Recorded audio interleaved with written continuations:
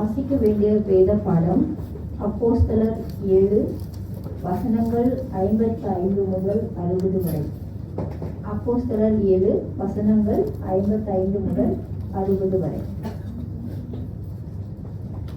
அவர் பரிசுத்த ஆவியினாலே நிறைந்தவனாய் வானத்தை அண்ணாந்து பார்த்து தேவனுடைய மகிமையையும் தேவனுடைய வலது பாரசத்தில் இயேசுவானவர் நிற்கிறதையும் கண்டு, அதோ வானங்கள் திறந்திருக்கிறதையும் மனுஷகுமாரன் தேவனுடைய வலது பாரசத்தில் நிற்கிறதையும் காண்கிறேன் என்றான். அப்பொழுது அவர்கள் உரத்த சத்தமாய் கூக்குரலிட்டு தங்கள் காதுகளை அடைத்துக் கொண்டு ஒருமனப்பட்டு அவன் மேல் பாய்ந்து அவனை நகரத்திற்கு புறம்பே தள்ளி அவனை கல்லெறிந்தார்கள். சாட்சிக்காரர் தங்கள் வஸ்திரங்களை கழற்றி சவுல் எனப்பட்ட ஒரு வாலிபனுடைய பாதத்திற்கு நருகே வைத்தார்கள். அப்பொழுது, கர்த்தராகிய இயேசுவே, என் ஆவியை ஏற்றுக்கொள்ளும் என்று ஸ்தேவான் தொழுது கொள்கையில் அவனை கல்லெறிந்தார்கள். அவனோ முழங்கார் படியிட்டு, ஆண்டவரே, இவர்கள் மேல் இந்த பாவத்தை சுமத்தாதிரும் என்று மிகுந்த சத்தமிட்டு சொன்னான். இப்படி சொல்லி நித்திரையை அடைந்தான். இது தேவனுடைய வசனம். Praise the Lord. Hallelujah. God bless every one of us coming to the house of the Lord. கர்த்தருடைய ஆலய பிரகாரங்கள் எவ்வளவு பெரிய ஒரு ஆசீர்வாதம். இதுவரைக்கும் நம்மளை நடத்தினவர் இனியும் நடத்த வல்லவராக இருக்கிறார். வானமும் பூமியும் ஒழிந்து போகும், ஆனால் அவருடைய வார்த்தையோ ஒழிவதில்லை. அவருடைய வார்த்தை நம்மளை வாழ வைக்கிறது, நமக்கு ஞானமாய் இருக்கிறது, நமக்கு பலனாய் இருக்கிறது. இன்றைக்கு வாசிக்க கேட்ட புதிய ஏற்பாட்டு பாகத்திலிருந்து ஸ்தேஃபான் என்ற ஒருவரை குறித்து நம்ம அறிந்து கொள்ள இருக்கிறோம். Stephen, the early church saints, ஆதி சபையினுடைய விசுவாசியா இருக்கக்கூடிய ஸ்டேஃபான். and ஸ்டீபன் என்பவர் ஒரு அப்போஸ்தலன் அல்ல, அவர் ஒரு தீர்க்கதரிசி அல்ல. ஆனாலும் இந்த ஆதி சபையில ஒரு முக்கியமான ஒரு நபராக அவர் காணப்பட்டதை அப்போஸ்தலர் 6ஆம் அதிகாரம் 7ஆம் அதிகாரத்தை நம்ம வாசித்து பார்த்தோம் என்றால் இந்த ஸ்டீபனை பற்றி நம்ம அறிந்து கொள்கிறோம். ஸோ ஆதி சபை உருவாக்கக்கூடிய அந்த நாட்களை நம்ம பார்க்கும்போது அநேக புதிய யூதர்கள் கர்த்தருக்குள்ள வந்தார்கள். யூதர்கள் கர்த்தருடைய விசுவாசத்துல அவர்கள் வந்து கொண்டு இருந்தார்கள். அப்ப அந்த சூழ்நிலையில தான் 6ஆம் அதிகாரத்துல முதல் சில வசனங்களை நீங்க பார்க்கும்போது சீஷர்கள் அதிகரித்து கொண்டு இருந்தாங்க.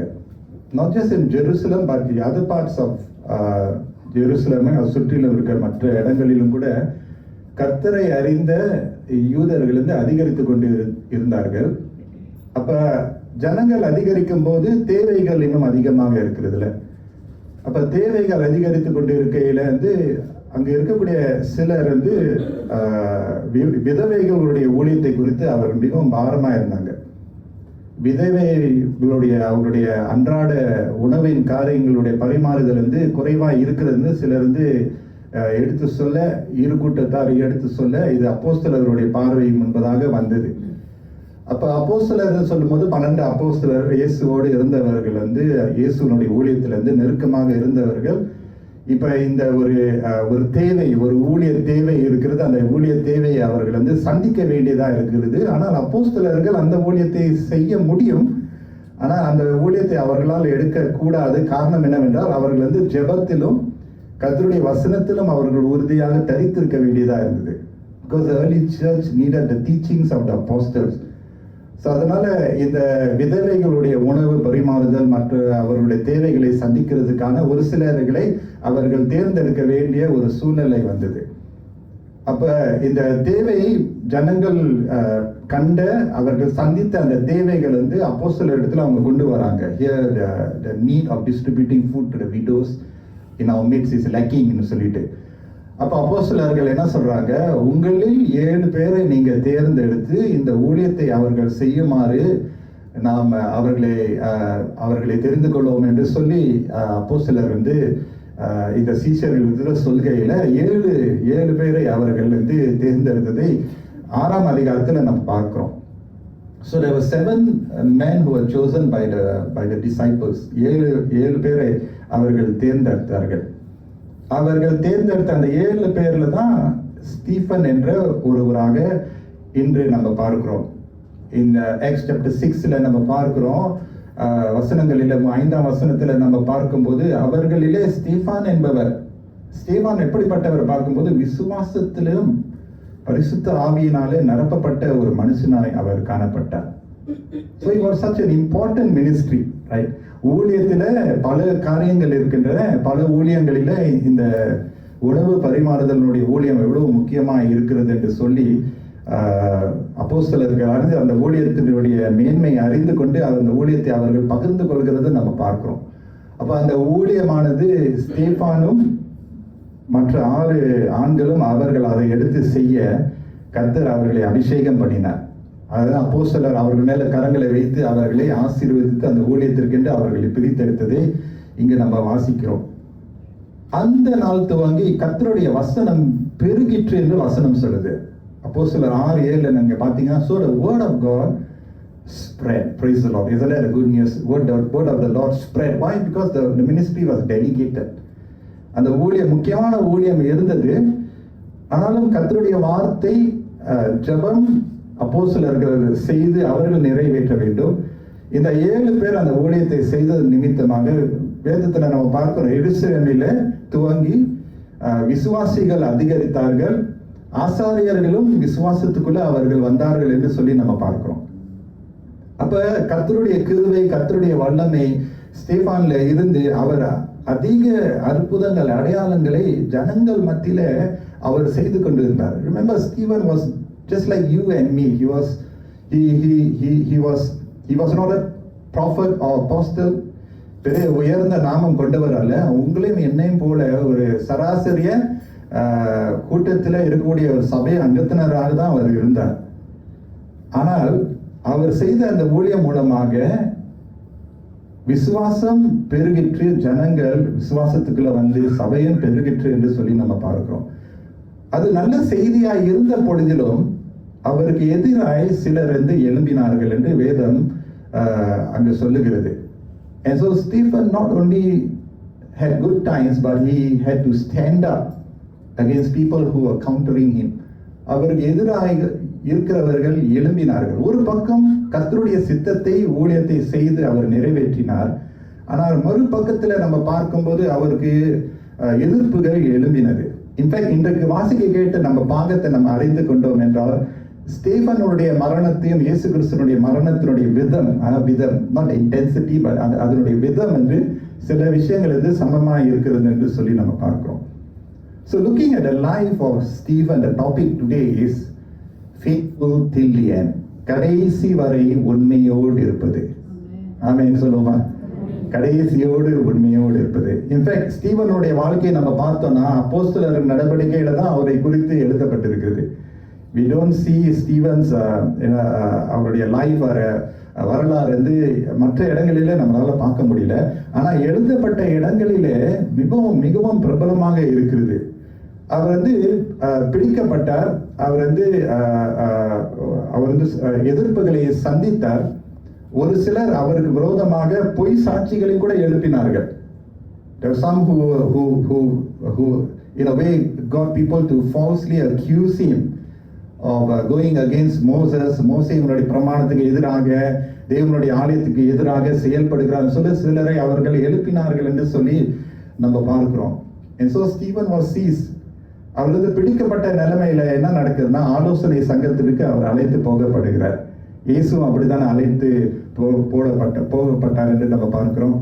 So he was brought to the Sanhedrin, ஆலோசனை சங்கம். ஆலோசனை சங்கம் என்று நமக்கு தெரிந்த வண்ணமாக, the Sanhedrin is the largest, the highest authority in the Jewish community, the highest authority.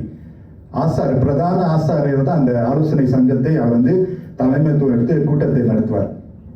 So அங்கு கொண்டு வருகிற பிரச்சனையெல்லாம் அவர்கள் வந்து சந்தித்து குற்றவாளிக்கு வந்து தண்டனையை கொடுக்கக்கூடிய ஒரு இடமா இருக்கிறது. And so Stephen is there before Sanhedrin, அந்த ஆலோசனை சங்கத்துக்கு முன்னாக அவர் இருக்கிறாரு. இந்த நாளுடைய செய்தியின் தலைப்பு கடைசி வரை உண்மையோடு இருப்பது. ஸ்தீபனுடைய வாழ்க்கையில நம்ம பார்க்கிறோம். அவர் எப்படி கடைசி வரை உண்மையோடு இருந்தார் என்று பார்க்கும்போது 3 காரியங்கள் உங்களோடு நான் பகிர்ந்து கொள்ள போகிறேன். The first point is with the alphabet L and the word is loyalty. பற்று என்று நம்ம சொல்லலாம். தமிழ்ல இருந்து பற்று என்று நம்ம சொல்லலாம். ஸ்தீபனுடைய வாழ்க்கையில நம்ம பார்க்கும்போது அவன் தேவன் மேல ஒரு அசைக்க முடியாத பற்று உள்ளவனாக காணப்பட்டான். அன்வேவரிங் லாயல்டி, அசைக்கப்படாத ஒரு பற்று கொண்டவனாக இருந்தான். அவன் கர்த்தரோடு இருந்தான். கர்த்தர் அவரோடு இருக்கிறதை வேதத்துல நம்ம பார்க்கிறோம். அவனுக்கு எதிர்ப்பு வந்த பொழுதிலும் அவனுடைய பற்றை அவன் விட்டு விடவில்லை. He had that loyalty. அப்போஸ்தலர் 7:51 நம்ம பார்க்கிறோம், வணங்காத கழுத்துள்ளவர்களை இருதயத்திலும் செவியிலும் விருத்த சேதனம் பெறாதவர்களே, உங்கள் பிதாக்களைப் போல நீங்களும் எப்பொழுதும் பரிசுத்த ஆவிக்கு எதிர்த்து நிற்கிறீர்கள் என்று ஆலோசனை சங்கத்துல நின்று வேதத்தில் இருக்கக்கூடிய பரிசுத்தவான்கள் சொன்ன உரைத்த உரைகள், அந்த ஸ்பீச்ல இந்த ஸ்டீபனுடைய ஸ்பீச் ஆக நீளமாய் இருக்கிறது. If you read the Bible in chapter 7 நீங்க பாத்தீங்கன்னா it's a long speech. Stephen's speech to the Sanhedrin என்னங்க நம்ம பார்க்க, it's a long speech and it is a very, என்ன சொல்றது, the speech is full of content. Because he is loyal to God, he is able to defend his faith. He defend himself. Abraham காலத்திலிருந்து, ஈசாக்கு காலத்திலிருந்து, யாக்கோபு காலத்திலிருந்து, யோசேப்பினுடைய பிள்ளைகளுடைய காலத்து வரைக்கும் அவர் அழகாக வரிசையாக தெளிவாக கருத்தோடு அங்கு தனியாக நின்று தன்னுடைய தேவன் மேல வைத்திருக்கிற விசுவாசத்தை அவன் உறுதிப்படுத்துகிறத நம்ம பார்க்கிறோம். இதுதான் ஸ்தீபன். அவனுக்கு பற்று இருந்தது. இன்னொரு வசனத்துல நம்ம பார்க்கிறோம், in Acts chapter 7 verse 59, அவர்கள் ஸ்தேவானை கல்லெறியும் போது கர்த்தராகிய இயேசுவே என் ஆவியை ஏற்றுக்கொள்ளும் என்று அவர் பிரார்த்தனை பண்ணினான் என்று வசனம் சொல்கிறது. How was Stephen able to face the opposition and be faithful till the end? Because he had unwavering loyalty with his God. பற்று ரொம்ப முக்கியம் பெரியமானவர்களே. பற்று வந்து ஒரு ஆழமான ஒரு வார்த்தை. Loyalty goes much more deeper than faithfulness and commitment. Loyalty is something that comes from deep within.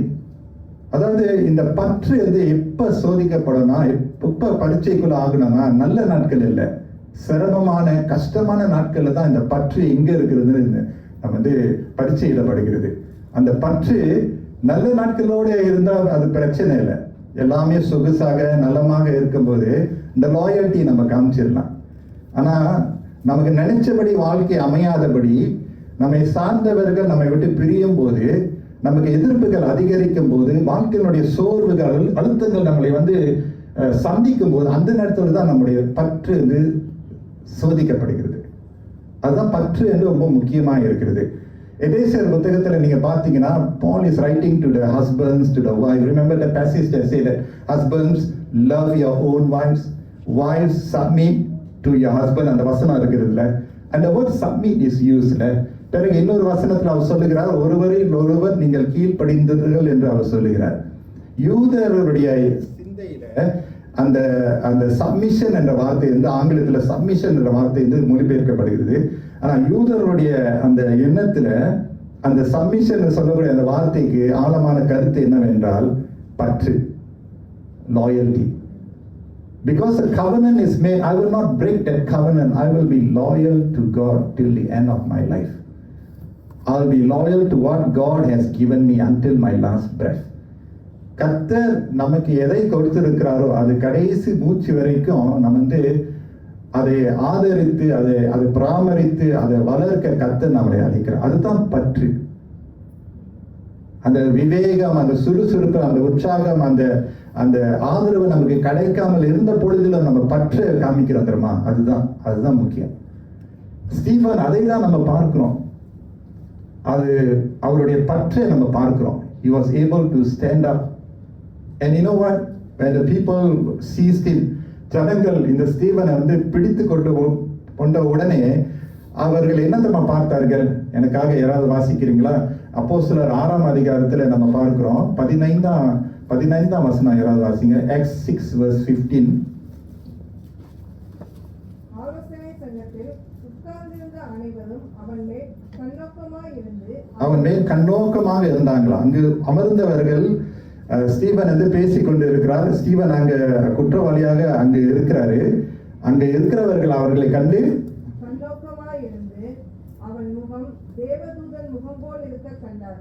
அவனுடைய முகம் எப்படிப்பட்ட முகமா இருந்தது? தேவ தூதன் போல அவனுடைய முகம் காணப்பட்டது. தேவ பற்று நமக்கு இருந்துச்சுன்னா கர்த்தர் நம்முடைய முகத்தை பிரகாசிக்க செய்வார். ஏமேன் சொல்லுமா? ஆனா கர்த்தரை தேடுகிறவர்களுக்கு எந்த ஒரு நன்மையும் குறைவுபடாது. Our faces will glow, will be radiant because of our loyalty to our God. மரணம் பரியந்தம் அவர் விசுவாசத்தை காத்துக்கொண்டார். Unwavering loyalty. What God has given us and how we handle what He has given us is so important. அது நம்முடைய குடும்பமாய் இருக்கலாம். கர்த்தர் நமக்கு ஒரு குடும்பத்தை கொடுத்தார் என்றால் நல்ல நாட்களிலே குடும்பத்தை நடத்துவது ஒன்று. ஆனால் சிரமமாய் இருக்கும்போது, கஷ்டமாக இருக்கும்போது, பண வசதி இல்லாமல் இருக்கும்போது, சண்டை சச்சரவு அதிகரிக்கும் போது, நம்முடைய விசுவாசம் குறைந்து போய் இருக்கிற நேரத்தில் தான் அங்குதான் நம்முடைய பற்று வெளிப்படுத்தப்படுகிறது. அந்த பற்றை மட்டும் நம்ம விட்டுவிடக்கூடாது. அந்த தேவன் மேல வைத்திருக்கிற அசைக்க முடியாத ஒரு பற்று. I will never give up on my Jesus. என்னுடைய விசுவாசத்தை நான் இறக்கி வச்சிடவே மாட்டேன். நான் தூக்கி சுமப்பேன். அவர் என்னை சுமந்ததுனால அந்த விசுவாசத்தை நான் காத்துக்கொள்வேன். உலகத்தை ரட்சிக்கக்கூடிய விசுவாசத்தை நாம் கொண்டு இருக்கிறோம். We have a faith that saved the entire world. அந்த விசுவாசத்தை நமக்கு கொடுக்க கர்த்தர் இவ்வளோ பாடுபட்டார். அப்ப ஸ்டீவன் இயேசு கிறிஸ்து மேல வைத்திருக்கிற அந்த விசுவாசம் ஒரு சாதாரணமான ஒரு விசுவாசம் அல்ல, ஒரு ஆழமான உறுதியான ஒரு விசுவாசமாக இருக்கிறது. அதனால்தான் ஜனங்கள் அந்த 7 பேரை தேர்ந்தெடுக்கும் போது சரியாக தான் தேர்ந்தெடுத்திருக்கிறாங்க. அவர்களிலும் பிலிப்பும் கூட இருந்தார். And we know Philip was an evangelist. So Stephen on one side, Philip, and there were the others, but both of them were so powerfully used by God. Why? Because of their unwavering loyalty to God. And the loyalty மட்டும் நம்ம விட்டு கொடுத்துடக்கூடாது. Be loyal to our God. Now recently we saw our Prime Minister giving his speech on May Day. பார்த்துருப்பீங்களா? Right? I'm sure we have a political என்ன சொல்றது observation, political comment நம்ம எல்லாருக்கும் இருக்கும். But அந்த பற்று வருது பார்த்தீங்களா? அவர் சொன்னார், அந்த விமானத்தில் ஏறின உடனே அவங்க வந்து அந்த விமானத்தில் ஏறின உடனே ஒருவர் வந்து மாஞ்சுளா சிங்கப்பூர் பாட ஆரம்பிச்சிட்டாங்கன்னா மற்றவங்க எல்லாம் உள்ள இருக்குது, மற்றவங்க எல்லாரும் பாட ஆரம்பிச்சிட்டாங்க. I mean, because it was in troubled times. அந்த கஷ்டமான நேரத்தில் we let go of all our differences, our different opinions and our political opinion, இல்லாட்டி life or opinion, அதெல்லாம் விட்டுட்டு we are able to come together. அந்த பற்று வருது பார்த்தீங்களா? அதான் சொல்றாங்க தேச பற்று. I'm very patriotic. I really love my nation. Singapore is my nation. I really அதை வாசிக்கும் போது கண்ணீர் அடிச்சாச்சு. I literally tear. Why? Because ஏன் எனக்கு அந்த ஃபீலிங் வருதுன்னா, ஒன்று வந்து ஒரு தலைவர் இருக்கும்போது சிரமம்னு தெரியுது, குடும்பத்தை நடத்தும் போது எவ்வளோ காரியங்கள் இருக்கிறது, சபையை நடத்தும் போது எவ்வளோ காரியங்கள் நான் யோசிப்பேன். அப்போ தேசத்தை நடத்துறது எவ்வளோ சிரமமாக இருந்திருக்கானே. ஸோ அந்த பற்று பார்த்தீங்களா விட்டு அவர் இன்னொரு காரியம் அவர் சொன்னது என் மனதில் என்னத்தை தொட்டது. I have to paraphrase, I don't know the exact phrase அவர் சொன்னது, but he said that we will take care of our own. சொன்னார். Do you all remember that? How many Singaporeans are here? Do you all remember? He said we will take care of our own. For me that shows அந்த பற்று. Now in our church I know there are all of us brothers and sisters from outside Singapore. Praise the Lord. உங்களெல்லாம் ஒரு குடும்பமாக நான் பார்க்கிறேன்.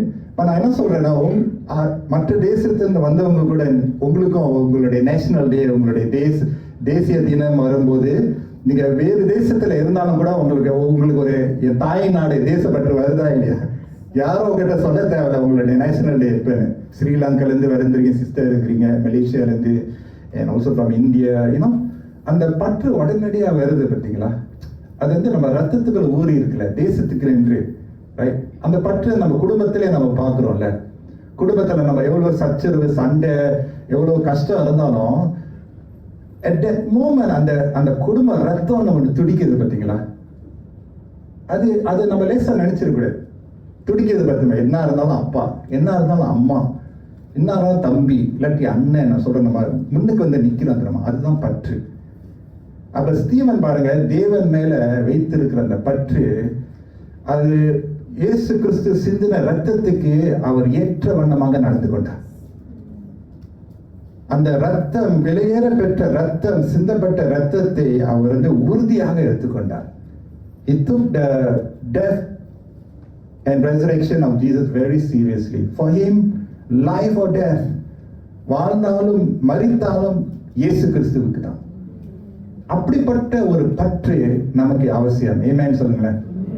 இன்றைக்கு வந்து first week we don't have children ministry, all of us are gathered here, children, youths. Friends, let's make a difference in our generation. நம்முடைய சந்ததியில, இந்த காலத்துல நான் சொல்றேன், இந்த ஜெனரேஷன்ல it's not too late to be loyal to our God. Unwavering loyalty, unwavering, விட்டு கொடுத்துறாதீங்க. Never trade your principles, your values just because to get some people's approval. Never do that. நான் கர்த்தரோடு இருக்கிறேன், கர்த்தர் என்னோடு இருக்கிறார். அப்படிப்பட்டவன் தான் ஸ்தீவன். அதனால்தான் அவன் கடைசி வரை உண்மையோடு அவனால் இருக்க முடியுது. It is not how we start our faith journey, it is how we end.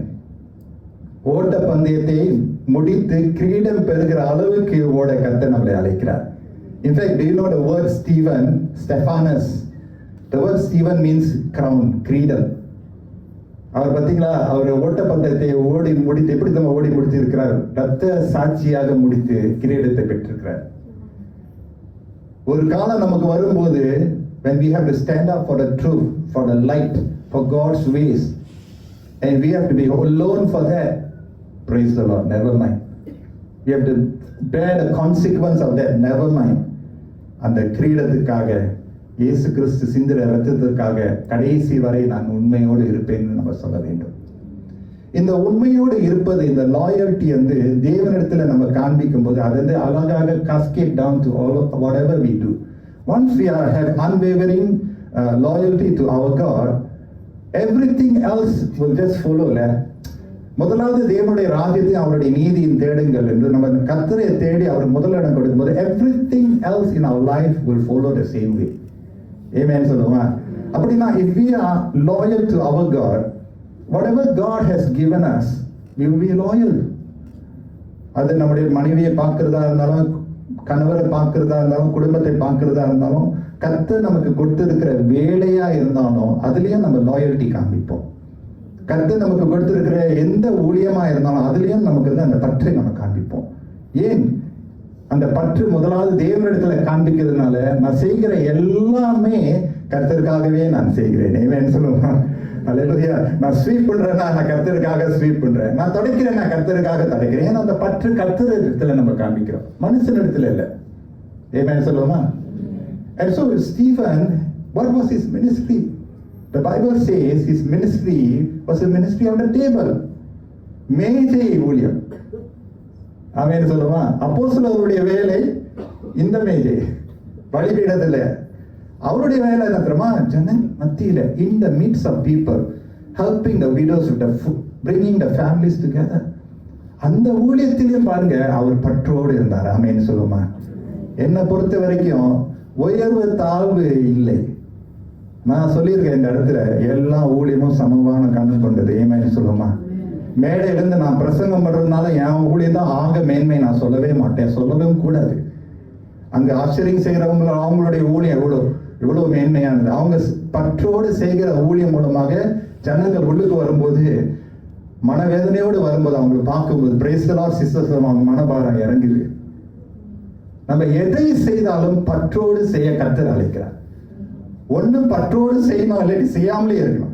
எதோட ஆமென் சொல்லுவீங்க? Give our all to everything that God has given us. Be faithful till the end. யாராவது பார்க்கிறாங்களோ இல்லையோ, ஆமோதிக்கிறாங்களோ இல்லையோ, பாராட்டுறாங்களோ இல்லையோ, கர்த்தருக்கென்று நான் செய்கிறேன் என்று சொல்லி ஸ்தீவன் அப்படிதான் வாழ்ந்தான். அதாவது the Bible says he was full. And that's my second point. First point நான் என்ன சொன்னேன்? Unwavering loyalty. My second point is spiritual wisdom and power. அவருடைய விசுவாசம் ரொம்ப ஆழமான ஒரு விசுவாசம். அந்த விசுவாசம் மூலமாக ஜனங்கள் ஆசீர்வதிக்கப்பட்டார்கள். ஞானத்தோடு எதிர்ப்பு காட்டினவர்கள் ஞானத்தோடு அவர் நடந்துக்கிட்டார். அவருடைய ஊழியம் மூலமாக அற்புதங்கள் அடையாளம் அப்படியே சராசரியமாக வெளிவந்தது. We see that in verse 8 நம்ம பார்க்கிறோம். அப்போஸ்தலர் 6:8 நம்ம பார்க்கிறோம். Now Stephen, a man full of God's grace and power, did great wonders and miracles. Hallelujah, சொல்லுமா. He did great wonders and miracles. அப்ப அவருடைய ஞானத்தை குறித்து 6:8 நம்ம பார்க்கிறோம். ஸ்தேவான் விசுவாசத்தினாலும் வல்லமையினாலும் நிறைந்தவனாய் ஜனங்களுக்குள்ளே பெரிய அற்புதங்களை அடையாளங்களையும் செய்தான். அவன் பேசின ஞானத்தையும் ஆவியையும் எதிர்த்து நிற்க அவர்களால் கூடாமல் போயிற்று. கர்த்தரோடு பற்று இருக்கிறவர்கள் கர்த்தர் ஞானத்தை கொடுப்பார். எப்படி பேசக்கூடாது, கர்த்தர் ஞானத்தை கொடுப்பார். எப்படி நிக்கலாம், தனியா இருந்தாலும் ஊக்கமாக தைரியமாக கரேஜஸா இருக்கலாம். அந்த கரேஜஸ் இவர்கிட்ட பார்க்க முடியுது, ஸ்டீவன் பார்க்க முடியுது. காரணம் அவர் தேவ பற்று இருந்தது. அதோடு இரண்டாவது காரணம் அவருக்கு ஆவிக்குரிய ஞானமும் வல்லமையும் அவரிடத்துல காணப்பட்டது. தேவ பற்று இருக்கும் போது ஆவிக்குரிய ஞானமும் வல்லமையோடு அவர் ஊழியத்தை செய்து அவர் நிறைவேற்றினார். அவருடைய ஊழியம் எவ்வளவு பெரிய ஒரு மேன்மையான ஊழியம் நம்ம லேசா நினைச்ச கூடாது. ஜனங்கள் மத்தியில செய்யக்கூடிய ஒரு ஊழியம் ஒரு not very easy. Now I know we have big churches, we have medium churches, we have family size churches. சிலர் ஊழியத்தை எப்படி செய்வாங்கன்னா பிரசங்கம் பண்ணிட்டு அவங்க போயிடுவாங்க. In big churches we see that because all they do is just give the word, very powerful word. அதுல எந்த ஒரு குறை இல்லை, வார்த்தை அவங்க கொடுப்பாங்க, உற்சாகம், அதோட போயிடுவாங்க. ஆனா ஜனங்கள் மத்தியில இன்டராக்ட் பண்ணி பேசி உரசி இருக்கிறது ஊழியம் ரொம்ப கஷ்டம். அதனால்தான் ஸ்டேஃபான் எப்படிப்பட்ட ஞானம் நிறைந்தவன். ஆமென் சொல்லுவோம். ஞானம் சொல்லுங்க. ஞானம் நிறைந்தவர். We need wisdom how to handle people, each other, right? Can we avoid people? Tell me, can we avoid each other? Can we do that? முடியுமா? ஆண்டவரே என்னை தீவுக்கு அனுப்புங்க ஆண்டவரே. அங்க நான் ஊழியம் சொல்ல முடியுமா? எனக்கு தீவை அனுப்புங்க ஆண்டவர், நானும் என் குடும்பத்தாரும் கர்த்தரையே சேவிப்போம், அந்த தீவில மட்டும் இருந்துக்கிறோம். தனியாவே ஊழியம் செய்யறேன், யாரையும் நான் பார்க்கல, யாரையும் மெச்சிக்கல, யார்கிட்டையும் நான் இது பண்ணல. எனக்கு ஒரு கம்பெனியில வேலை இருக்கு, நான் தனியா வேலை செஞ்சுட்டு போயிட முடியாது. ஸ்கூல்ல தனியா படிச்சுட்டு போற முடியாது. ஸ்டீவன் கடைசி பரியந்தம் அவரை குறித்து இன்றைய இருக்க பேசப்படுகிறது. First martyr of the Christian church. இரத்த பலியோடு மரித்த முதலாவது கிறிஸ்தவனாக ஸ்டீவன் காணப்பட்டார். அந்த இரத்த பலி மூலமாக சபையினுடைய துவக்கமாக இருக்கிறது. The blood of the martyr is the seed of the church என்று சொல்லப்படுகிறது. அவனுடைய தியாகம், அவருடைய உறுதியினால, அவனுடைய உண்மைத்துவத்தினால பாருங்க, அவன் ஞானத்தோடு கர்த்தருடைய வல்லமையினால அவன் செயல்பட்டான். நீங்களும் கூட இந்த நாளில் இந்த செய்தியை கேட்டுக்கொண்டிருக்கிற நீங்களும் கூட ஸ்டேஃபான் போல ஆவிக்குரிய ஞானத்தோடு ஆவிக்குரிய பலத்தோடு செயல்பட முடியும். நிச்சயமா முடியும். இந்த காலகட்டத்தில் நம்மளால முடியும். Are we a majority in our workplace in terms of நம்முடைய faith? No. இங்கதான் நம்ம மெஜாரிட்டியா இருக்கோம், சபையில தான் நம்ம மெஜாரிட்டியா இருக்கோம். நம்ம வேலை எடுத்து போகும்போது we are most likely a minority. Isn't that so? Most of us are, என்ன சொல்றது, நம்முடைய வேலை இடம் ஒரு செக்குலர் செட்டப். அங்க போகும்போது கர்த்தருடைய கோட்பாடோடு எல்லாரும் இருப்பாங்க நம்ம சொல்ல முடியாது. We cannot expect that everyone thinks like how Christ would think. மாறாக இருக்கும். அந்த இடத்துல தான் ஆவிக்குரிய ஞானம். ஆமென் சொல்லுமா. ஆவிக்குரிய ஞானத்தோடு செயல்பட, ஞானத்தோடு பொறுமையோடு செயல்பட, அது ஸ்டீபனுடைய வாழ்க்கையில ஆணித்தரமாக உறுதியாக காணப்பட்டது. And so there were so much of Jewish Christians who were out there. இந்த பக்கத்துல ஒரு கூட்டம் இருக்கு, இந்த பக்கத்துல ஒரு கூட்டம் இருக்கு, விதவைகள் இருக்கிறார்கள், பிள்ளைகள், வாலிபர்கள், கூட்டத்தார், சபையார், குடும்பங்கள் எல்லாம் இருக்கிறாங்க. ஸ்டீபன் அவர்களை சந்திக்க வேண்டியதா இருந்தது. கடைசி வரை அவர் உண்மையோடு அவருடைய ஊழியத்தை, அவருடைய தொழிலை, அவருடைய பணியை அவர் செய்து முடித்து நிறைவேற்றினார். இன்றைக்கும் கூட கர்த்தர் நமக்கு அந்த ஆவிக்குரிய ஞானத்தையும் ஆவிக்குரிய வல்லமையை நமக்கு கொடுத்து கரை சேர்க்க வைப்பார். ஆமென் சொல்லுமா? நமக்கு எதெல்லாம் கர்த்தர் கொடுத்திருக்கிறாரோ அது நம்முடைய பலத்தினால செய்ய முடியாது. ஆமென் சொல்லுமா? நம்முடைய பலன் அல்ல. Remember, Stephen was full of faith. His faith was not in himself. அவர் மேல நம்பிக்கை வைக்கல, அவருடைய தேவன் மேல அவர் நம்பிக்கை வைத்தார். உங்கள் விசுவாசம் சோர்ந்து போகாதபடி அதை கட்டி எழுப்ப கர்த்தர் நம்மளை அழைக்கிறார். ஒருவேளை நம்ம நினைக்கலாம், இந்த விஷயத்துல நான் தவறிட்டேன்னா, நான் விட்டு விட்டேன் நம்ம நினைக்கலாம். ஆனாலும் கூட நம்ம கர்த்தரிடத்துல சேரும் போது, ஸ்டீபனை போல நம்ம சேரும் போது கர்த்தர் நமக்கு உதவியாக வருவார். And you know the text that was read for us today in the மூன்றாவது point, அவருடைய அளவற்ற மன்னிப்பை குறித்து நம்ம பார்க்கிறோம். ஸ்டீபனுடைய வாழ்க்கையில கடைசி பரியந்தம் அவர் எப்படி உண்மையோடு இருந்தார் தெரியுமா? அவருடைய அளவற்ற மன்னிப்பு, அளவற்ற மன்னிப்பு. His free forgive, his gracious forgiveness ன்னு சொல்லலாம். இயேசு கிறிஸ்து சிலுவையில தொங்கி, பிதாவே இவர்களை மன்னியும், இவர்கள் செய்கிறது என்னென்று அறியாமல் இருக்கிறார் என்று இயேசு சொன்னது போல ஸ்டீபனும் சொல்லுகிறார். அப்போஸ்தலர் 7:60 நம்ம பார்க்கிறோம். பின்பு அவன் முழங்கால் படியிட்டு, பாருங்க, அர்ப்பணிப்பு, கர்த்தாவே இவர்கள் மேல் இந்த பாவத்தை சுமந்தாதிரும் என்று மிகுந்த சத்தமிட்டு சொன்னான். அப்படி சொல்லி நித்திரை அடைந்தான். See how Stephen handled his most difficult time there. The NIV version நீங்க பார்த்தீங்கன்னா, the stoning of Stephen. When the people heard that, the Sanhedrin and all the people, the religious people, அவங்க கேட்ட உடனே அவங்க பல்லு கடிக்க ஆரம்பிச்சிட்டாங்க.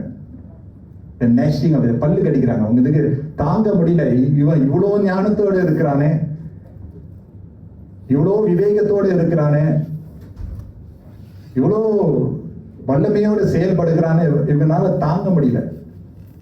ஆனா வேதம் என்ன சொல்லுது? But Stephen full of the Holy Spirit. என்ன சொல்லுமா? He was full of the Holy Spirit.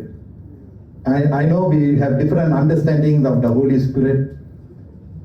ஒன்று நம்ம வந்து ஆவியானவரை ஒரு வல்லமையான ஒரு ஆவியானவர் போல, அவருடைய வரங்கள், அவருடைய கிருபைகள் என்று சொல்லி நம்ம ஒரு பக்கமாக நம்ம பார்க்கிறோம். ஆனா இந்த ஸ்டீவன் எப்படி நம்ம full of the Holy Spirit நம்ம பார்க்கிறோம்? அவன் பரிசுத்த ஆவியினால அவன் நிரப்பப்பட்டு அவன் அண்ணாந்து பார்த்து தேவனுடைய மகிமையை அவன் பார்க்கிறான். அந்த எதிர்ப்பிலும் தேவனுடைய மகிமையை அவர் காண்கிறான். அல்லேலூயா சொல்லுவான். நம்முடைய மிக கஷ்டமான நேரத்துல தேவனுடைய மகிமையை நம்மளால பார்க்க முடியும். Amen. Sometimes we think like, Lord, why there's so many things are up against me. Seems like I'm fighting this battle alone. You know what the Bible says? God is close to the broken-hearted and those who are crushed in spirit. நீங்க நினைக்கலாம், நான் உடஞ்சி போயிட்டேன், நான் நறுக்கி போயிட்டேன், நான் சுக்குநூறா போயிட்டு நீங்க நினைக்கலாம். ஆனா நீங்க தேவனோட இருந்துட்டீங்கனாலே போதும், அவர் உங்களோடு இருப்பார். அந்த கிரஷிங் எக்ஸ்பீரியன்ஸ்ல தான் தெய்வ மகிமையை நம்ம காண்போம். அந்த வனாந்தர அனுபவத்தை மட்டும் நீங்க வந்து லேசா நினைச்சிடாதீங்க. Don't despair with your tears and your agony in the desert experience of your life. அந்த டெசர்ட் எக்ஸ்பீரியன்ஸ்ல தான் தேவனுடைய மகிமையை அவங்களால பார்க்க முடியும். நீங்க அப்படியே ஃபோக்கஸா இருந்தீங்க என்றால் கர்த்தருடைய மகிமையை நீங்க பார்க்க முடியும். ஸ்டீவன் அப்படிதான் பார்க்கிறார், அண்ணாந்து பார்க்கிறார். He sees the glory of God and Jesus standing at the right hand of God. இயேசு பிதாவின் வலது பாரிசத்தில் அமர்ந்திருக்கிறதை வேதத்தில் பல மற்ற இடங்களில் நம்ம பார்க்கிறோம். ஆனா இந்த இடத்துல இயேசுவானவர் பிதாவினுடைய வலது பக்கத்துல இருந்து அவர் எழுந்து நிற்கிறார். Standing ovation for Steven. நம்ம படுகிற பாடுகள் வீண் போகாது பிரியமானவர்களே. லேசான உபத்திரவம் பாடுகள் நிச்சயமாக வாழ்க்கையில இருக்கதான் செய்யும். இயேசு கிறிஸ்து எழுந்து நிற்கிறதை அவர் பார்க்கிறார். What an encouragement. Maybe we may think that we are fighting the battles, we have scars and wounds in our life, but I can tell you, when you are faithful till the end, இப்போ ஒருவேளை உங்களால பார்க்க முடியாது, இப்போ ஒருவேளை யாரும் உங்களை தட்ட மாட்டாங்க, அப்ரிஷியேட் பண்ண மாட்டாங்க, ரெக்கக்னைஸ் பண்ண மாட்டாங்க. இந்த உலகத்துல இருக்கிற வரைக்கும் அதை நம்ம ரொம்ப எதிர்பார்க்காம இருக்கிறது நல்லதுதான். எதிர்பார்க்காம உண்மையோடு இருக்க வேண்டும். ஏன் சொல்றீங்களா? எதிர்பார்ப்புகளை குறைத்து விட்டு கர்த்தருக்கு உண்மையாக இருக்கும்போது அந்த கடைசி நேரத்துல ஸ்தீவன் ஆவியானவரால் நிரப்பப்பட்டவனாக அண்ணாந்து பார்த்து இயேசு எழுந்து நிற்கிறதை அவர் பார்க்கிறார். I see heaven open என்று அவர் சொல்லுகிறார். வானம் வசனம் 55 நம்ம பார்க்கிறோம், 55 56 நம்ம பார்க்கிறோம். அதோ வானங்கள் திறந்திருக்கிறதையும் மனுஷகுமாரன் தேவனுடைய வலது பாரிசத்தில் நிற்கிறதையும் காண்கிறேன் என்றான். Praise the Lord. When we stand up for Jesus, Jesus will stand up for us. Even if you have to stand alone, stand up for him. Even if you have to be distinct from the rest, be distinct from the rest. Dare to be different for the good God. நல்ல விஷயத்தை dare to be different. Will it be difficult? It will be difficult.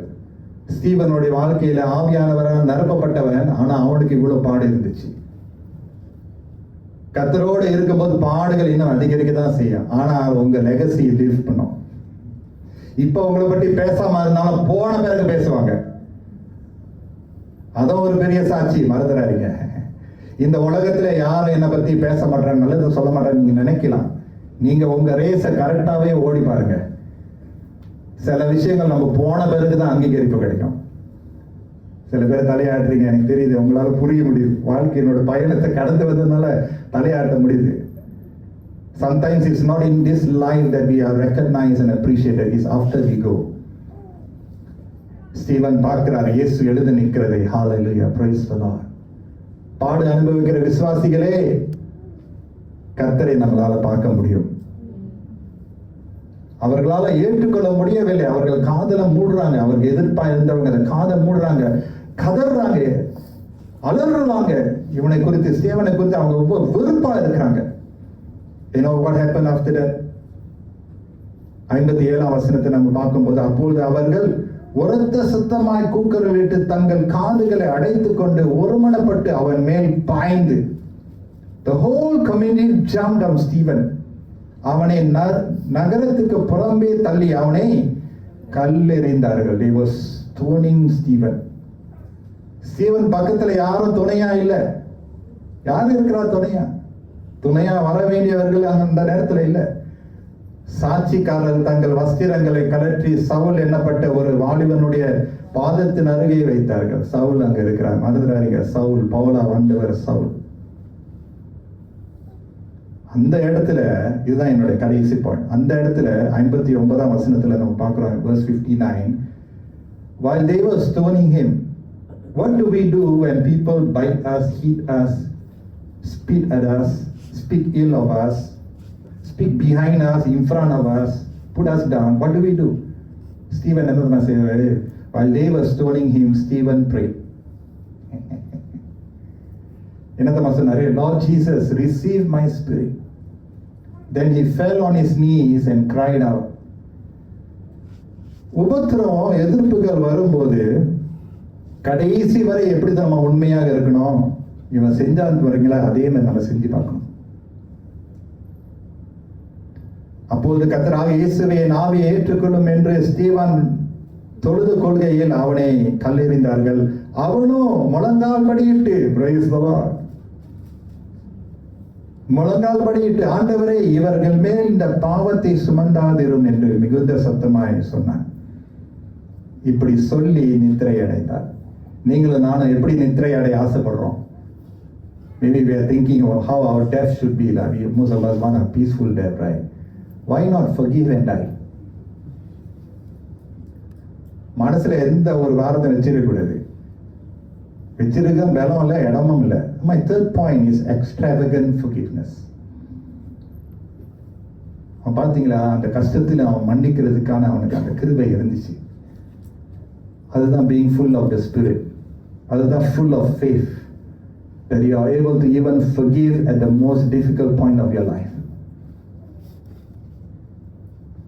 கடைசி வரை உண்மையா இருக்கணும்னா மன்னிப்பு ரொம்ப முக்கியம்.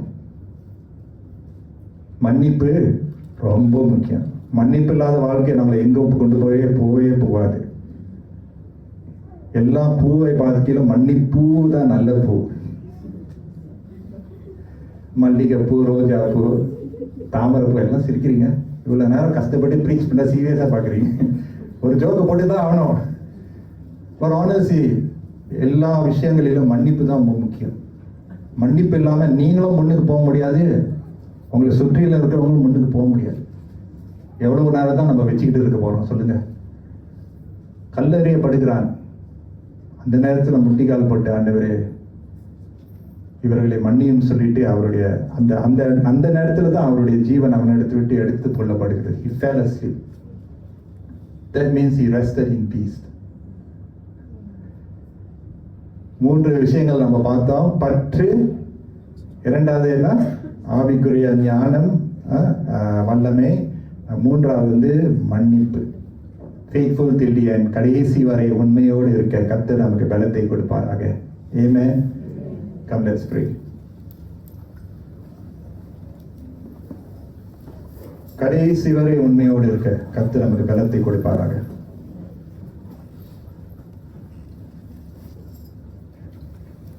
பாதியில விட்டுட்டு போகாதபடி கடைசி வரை பற்றோடு இருக்க. Loyal to God. Be loyal to Him.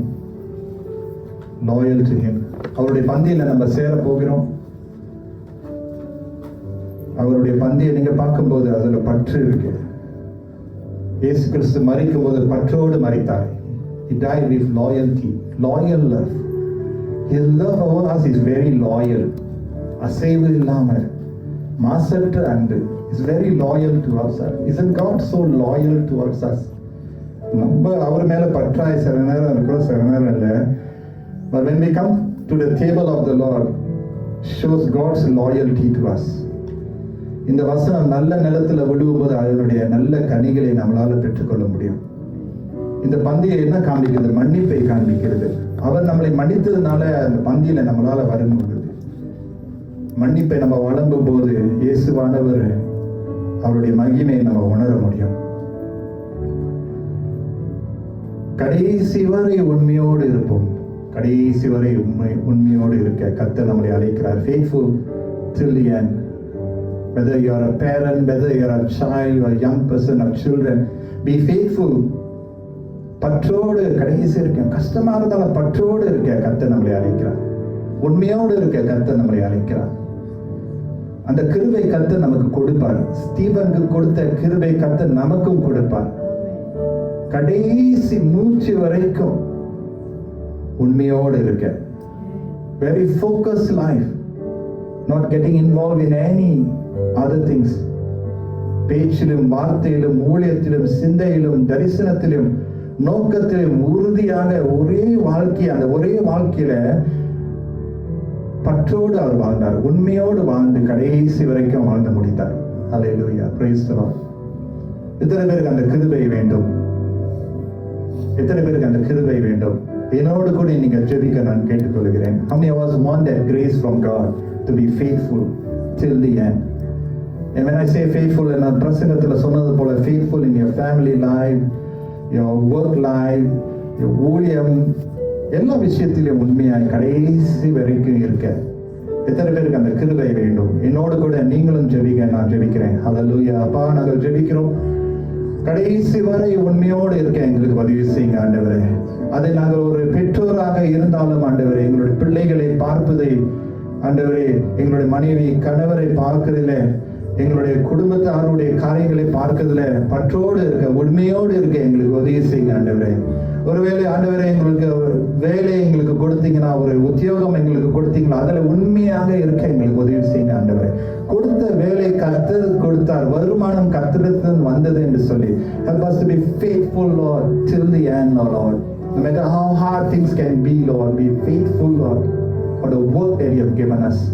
ஆண்டவரே, எங்களுக்கு என்று நீங்க கொடுத்திருக்கிற எந்த ஊழியமாய் இருந்தாலும் ஆண்டவரே, சபையினுடைய ஊழியங்களிலே நாங்கள் பற்றோடு கடைசி வரைக்கும் இருக்க எங்களுக்கு உதவி செய்யுங்க. எந்த ஊழியமாய் இருந்தாலும் ஆண்டவரே, எல்லா ஊழியத்திலும் பற்றோடு இருக்க எங்களுக்கு கிருபையை நீ தர நாங்கள் ஜெபிக்கிறோம் அப்பா. இந்த வார்த்தையை கேட்டுக்கொண்டு இருக்கிற பிள்ளைகளுடைய வாழ்க்கை செழிக்கட்டும் ஆண்டவரே. எங்களுடைய சந்ததி உண்மையாய் வாழக்கூடிய சந்ததியாய் இருக்கட்டும் ஆண்டவர். இன்றைக்கு நாங்க எடுக்கிற தீர்மானம் ஆண்டவரே ஒரு நல்ல ஒரு ஜெனரேஷனை உருவாக்கட்டும் ஆண்டவரே. லார்ட், ஒருவேளை நாங்க ஜெனரேஷன்ஸ் நம்ம லூஸ் பண்ணியிருக்கலாம், but it begins with me. A generation is formed in me, Lord, and with me. It begins with me, Lord. Praise the Lord. Hallelujah. இன்று நம்ம எடுக்கிற ஒரு ஜெபமானது நம்மளை சுற்றிலும் இருக்கிறவர்களுக்கும் ஒரு ஆசீர்வாதத்தை கொண்டு வரட்டும் அப்பா. ஹalleluya. உம்மை நாங்கள் காண வேண்டும், உம்முடைய மகிமையை நாங்கள் காண வேண்டும். எங்களை ஆசீர்வதிங்க ஆண்டவரே. உம்முடைய பிரசன்னத்தை நாங்கள் உணர வேண்டும் ஆண்டவரே. உம்முடைய மகிமை எங்களோடு இருப்பதாக ஆண்டவரே. ஆளுகை செய்யுங்க, வழி நடத்துங்க. உங்களுடைய பந்தியில நாங்கள் சேரும்போது உணர்ந்து நாங்கள் சேர, தாழ்மையோடு சேர எங்களுக்கு உதவி செய்யுங்க ஆவியானவரை. நடத்தும் இயேசுவின் மூலம் ஜெபிக்கிறோம் பிதாவே. ஆமென்.